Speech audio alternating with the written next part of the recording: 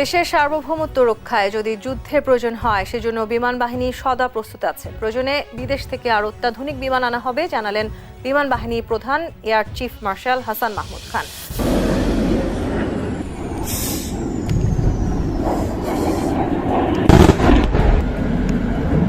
আমরা চাচ্ছি আমাদের বিশ্বের যে কোনো জায়গা থেকেই হোক আমরা অত্যাধুনিক মাল্টি-রোল কমব্যাট এয়ারক্রাফট নিয়ে আসবো।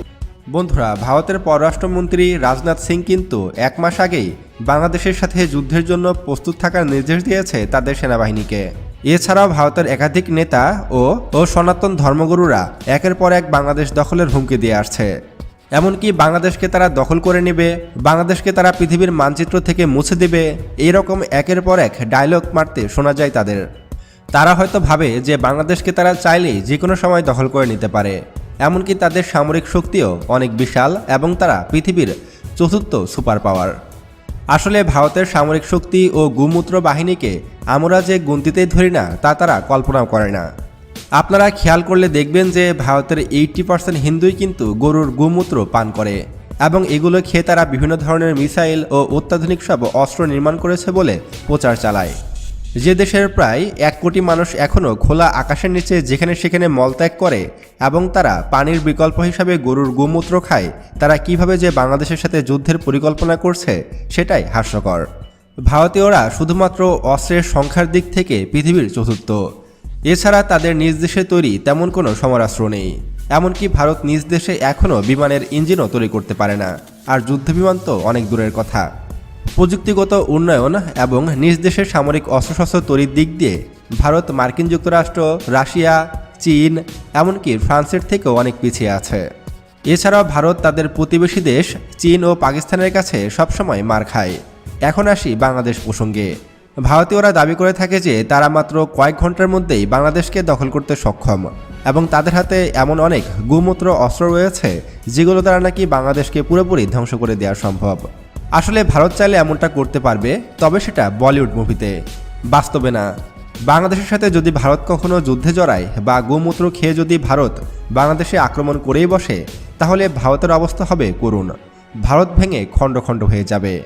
বর্তমানে গুজরাট থেকে শুরু করে মণিপুরি সবাই কিন্তু এখন ভারতের কাছ থেকে স্বাধীনতা চাইছে। তারা নিজেরাই কিন্তু এখন স্বাধীন রাষ্ট্র প্রতিষ্ঠা করতে চাইছে। ভারত বর্তমানে নিজ দেশের অভ্যন্তরীণ বিষয়কে হ্যান্ডেল করতেই অবস্থা খারাপ হয়ে যাচ্ছে।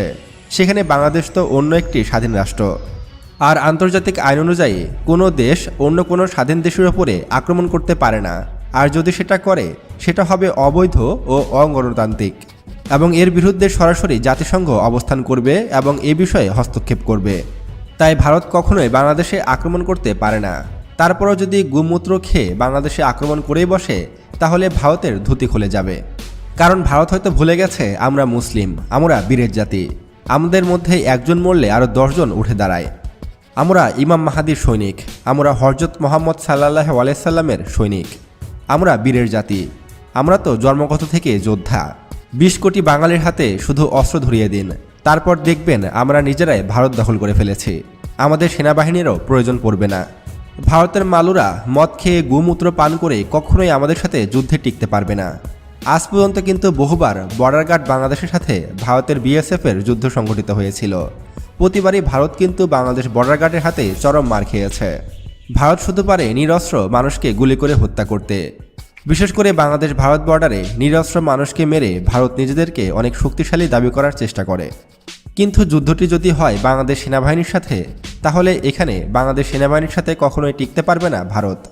কারণ পেশাদারিত্ব এবং দক্ষতার দিক থেকে বাংলাদেশ সেনাবাহিনী ভারতের চেয়ে অনেক অনেক এগিয়ে। এই পর্যন্ত প্রায় পৃথিবীর 40টি দেশে শান্তিরক্ষা মিশনে অংশগ্রহণ করেছে বাংলাদেশ সেনাবাহিনী। এখনও পর্যন্ত বাংলাদেশ সেনাবাহিনীর প্রায় 4 থেকে 5 হাজার সৈন্য বিভিন্ন দেশে কর্মরত রয়েছে। বাংলাদেশ সেনাবাহিনীর দক্ষতা, পেশাদারিত্ব এবং যুদ্ধ করার সক্ষমতা ভারতীয় মালসেনাদের চেয়ে অনেক এগিয়ে। তাই সম্মুখ যুদ্ধে ভারত কখনোই বাংলাদেশ সেনাবাহিনীর সাথে টিকতে পারবে না। এবার যদি বলি ভারতীয় বিমান বাহিনীর কথা, তাহলে ভারতীয় বিমান বাহিনী কিন্তু বাংলাদেশ বিমান বাহিনীর চেয়ে অনেক গুণ বেশি শক্তিশালী। কিন্তু তারপরও এখানে কোনো লাভ হবে না, কারণ ভারতীয় সেনাবাহিনীর হাতে মাত্র 36টি রাফেল যুদ্ধবিমান রয়েছে, যার বেশিরভাগই চীন ও পাকিস্তান বর্ডারে সবসময় মোতায়েন রাখতে হয়। ভারতের হাতে 36টি যুদ্ধবিমানের মধ্যে খুব বেশি হলে মাত্র 2টি রাফেল যুদ্ধবিমান বাংলাদেশের বিপক্ষে যুদ্ধ করতে পারবে। আর এগুলোকে ধ্বংসের জন্য তো বাংলাদেশের হাতে MiG-29 যুদ্ধবিমান রয়েছে। এছাড়া বাংলাদেশ বিমান বাহিনী ঘোষণা দিয়েছে খুবই দ্রুত বাংলাদেশ বিমান বাহিনীর হাতে অত্যাধুনিক পঞ্চম প্রজন্মের অথবা 4.5 জেনারেশনের যুদ্ধবিমান যুক্ত হবে, যেগুলো যুক্ত হয়ে গেলে তখন আমরাও দক্ষিণ এশিয়ার মধ্যে অন্যতম শক্তিশালী একটি রাষ্ট্রে পরিণত হব। বন্ধুরা, আপনারা হয়তো অনেকেই জানেন না যে বাংলাদেশ সেনাবাহিনী আসলে কতটা শক্তিশালী এবং তাদের হাতে কি কি সমরাস্ত্র রয়েছে। আমরা এক নজরে বাংলাদেশের সামরিক শক্তি সম্পর্কে জেনে নিই, পরবর্তীতে আবারও বাংলাদেশ ভারত সম্পর্কে আলোচনায় আসছি। বন্ধুরা, গ্লোবাল ফায়ার পাওয়ার 2024-এর তথ্য অনুযায়ী বর্তমানে বাংলাদেশ পৃথিবীর 37তম শক্তিশালী দেশ এবং বাংলাদেশ সামরিক শক্তিতে 3 ধাপ উন্নতি করেছে। গত বছর বাংলাদেশের অবস্থান ছিল 40তম, এবার 37তম অবস্থানে উঠে এসেছে বাংলাদেশ, যেটা বাংলাদেশ সামরিক বাহিনীর জন্য খুবই ভালো সংবাদ।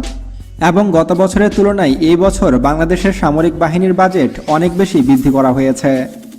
যেখানে গত বছর বাংলাদেশের সামরিক বাজেট ছিল $3.8 বিলিয়ন, সেখানে 2024 সালে এসে বাংলাদেশের সামরিক বাজেট গিয়ে দাঁড়িয়েছে প্রায় $7 বিলিয়ন। অর্থাৎ বাংলাদেশ এইবার সামরিক বাজেট দ্বিগুণ বৃদ্ধি করেছে, যেটা আমাদের জন্য খুশির সংবাদ। বন্ধুরা, বাংলাদেশের সামরিক বাহিনী মূলত 3 ভাগে বিভক্ত: সেনাবাহিনী, নৌবাহিনী এবং বিমান বাহিনী। আমরা প্রথমে বাংলাদেশ সেনাবাহিনী সম্পর্কে আলোচনা করব, তারপর ধাপে ধাপে বাংলাদেশ নৌবাহিনী এবং বাংলাদেশ বিমান বাহিনী সম্পর্কে আপনাদেরকে জানাবো। গ্লোবাল ফায়ার পাওয়ার 2024-এর তথ্য অনুযায়ী বর্তমানে বাংলাদেশ সেনাবাহিনীতে টোটাল 1,60,000 অ্যাক্টিভ সৈন্য রয়েছে এবং বাংলাদেশ সেনাবাহিনীর হাতে যুদ্ধ ট্যাঙ্ক রয়েছে 620টি, আর্মড ভেহিকলস রয়েছে 13,100টি, সেলফ প্রোপেলড আর্টিলারি রয়েছে 61টি, টাউড আর্টিলারি রয়েছে 437টি এবং MLRS বা রকেট লঞ্চার রয়েছে 71টি। এসব ছাড়াও বাংলাদেশ সেনাবাহিনীতে সম্প্রতি যুক্ত হয়েছে তুরস্কের তৈরি বাইরাক্তার TB2 অ্যাটাক ড্রোন, আর এটি বর্তমান বিশ্বের অন্যতম শক্তিশালী একটি অ্যাটাক ড্রোন। বাংলাদেশ সেনাবাহিনীতে এই অ্যাটাক ড্রোন যুক্ত হওয়াতে বাংলাদেশ সেনাবাহিনী এখন আগের চেয়ে অনেক বেশি শক্তিশালী হয়ে গেছে। এই অ্যাটাক ড্রোনের সাহায্যে বাংলাদেশ সেনাবাহিনী শত্রুপক্ষের যুদ্ধ ট্যাঙ্ক থেকে শুরু করে সাজোয়া যান সবকিছু অনায়াসেই ধ্বংস করতে পারবে। এছাড়াও গত বছর বাংলাদেশ সেনাবাহিনীতে তুরস্কের তৈরি টাইগার মিসাইল যুক্ত হয়েছে, যেটা বাংলাদেশ সেনাবাহিনীর ফায়ার পাওয়ার অনেক গুণ বৃদ্ধি করবে। এছাড়াও চীনের তৈরি লাইট অ্যাটাক যুদ্ধ ট্যাঙ্কও যুক্ত হয়েছে বাংলাদেশের বহরে। মোট 44টির মতো এই ধরনের লাইট অ্যাটাক যুদ্ধ ট্যাঙ্ক যুক্ত হয়েছে বাংলাদেশ সেনাবাহিনীর বহরে। তাই সবকিছু মিলিয়ে বলা যায় যে বাংলাদেশ সেনাবাহিনী এখন বিশ্বের অন্যতম শক্তিশালী একটি সেনাবাহিনী। এসব ছাড়াও বাংলাদেশ সেনাবাহিনীতে গত বছর বেশ কয়েকটি ট্রান্সপোর্ট এয়ারক্রাফট যুক্ত হয়েছে, যার ফলে বাংলাদেশ সেনাবাহিনী খুব সহজেই এক স্থান থেকে অন্য স্থানে সৈন্য ও রসদ পরিবহন করতে পারবে। বন্ধুরা, এবার আমরা বাংলাদেশ বিমান বাহিনী সম্পর্কে জানব।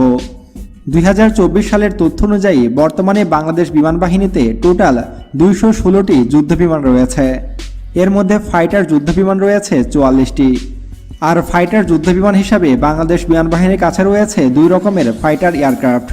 এগুলো হলো MiG-29 যুদ্ধবিমান 8টি এবং 36টি F-7 যুদ্ধবিমান। এবং বাংলাদেশ বিমান বাহিনীতে ট্রান্সপোর্ট এয়ারক্রাফট হিসাবে রয়েছে 16টি ট্রান্সপোর্ট এয়ারক্রাফট এবং প্রায় 87টি টেইনার এয়ারক্রাফট রয়েছে বাংলাদেশ বিমান বাহিনীর হাতে। বাংলাদেশ বিমান বাহিনীতে স্পেশাল মিশন যুদ্ধবিমান রয়েছে 4টি ও হেলিকপ্টার আছে 73টি। তবে বাংলাদেশ বিমান বাহিনীর কাছে কোনো অ্যাটাক হেলিকপ্টার নেই। আপনি যদি খাবেন, আমাদের মায়াপুরে গোশালা থেকে প্রতি মাসে কয়েক লাখ টাকার গোমূত্র বিক্রি হয়। গোমূত্র খেলে 38টা রোগ ভালো হয়। एक गाय का गोबर जो होता है वो कोहिनूर हीरे से भी ज्यादा महंगा होता है। सुप्रीम कोर्ट का वाणी। आप एक काम करिए, हॉस्पिटल्स बंद कर दीजिए और आप गायों के तबेले में वहाँ पे बेड्स लगवा दीजिए। वहाँ लोग गौमूत्र पीते रहेंगे, वहाँ गोबर खाते रहेंगे और बीमारियां ठीक होती रहेंगी। বন্ধুরা, এবার আসল কথায় আসি। ভারত বাংলাদেশ যদি যুদ্ধ লাগে তাহলে ভারত কখনোই বাংলাদেশকে দখল করতে পারবে না, উল্টো কঠোর পরাজয় বরণ করে নিতে হবে ভারতীয়দের। কারণ ভারতীয় সৈন্যরা শুধু বেতনের লোভে চাকরি করে, তাদের মধ্যে দেশপ্রেম নেই বললেই চলে এবং তাদের সাহসও অনেক কম। অন্যদিকে বাংলাদেশ হলো বীরের জাতি এবং বাংলাদেশের এক একটি সৈনিক হলো পারমাণবিক বোমা। এদেরকে কখনোই যুদ্ধে হারানো সম্ভব নয়। এবং বাংলাদেশ সেনাবাহিনী মনে করে যে দেশের জন্য জীবন ত্যাগ করলে সে জান্নাতি হবে। আসলে বাস্তবতা এটাই। তো বন্ধুরা, ভারত বনাম বাংলাদেশের সামরিক শক্তি সম্পর্কে জেনে আপনার কেমন লাগলো তা অবশ্যই আমাদেরকে কমেন্ট করে জানাবেন। এবং ভারত বাংলাদেশ যুদ্ধ লাগলে আপনি কোন দেশকে সমর্থন করবেন তাও কমেন্ট করে জানাতে পারেন। তো আজকে এ পর্যন্তই, দেখা হচ্ছে পরবর্তী ভিডিওতে। আর আপনি যদি আমাদের চ্যানেলের নতুন দর্শক হয়ে থাকেন তাহলে সায়েন্স বিডি চ্যানেলকে এখনই সাবস্ক্রাইব করুন এবং পাশে আসা বেল বাটনে ক্লিক করুন। আল্লাহ হাফেজ।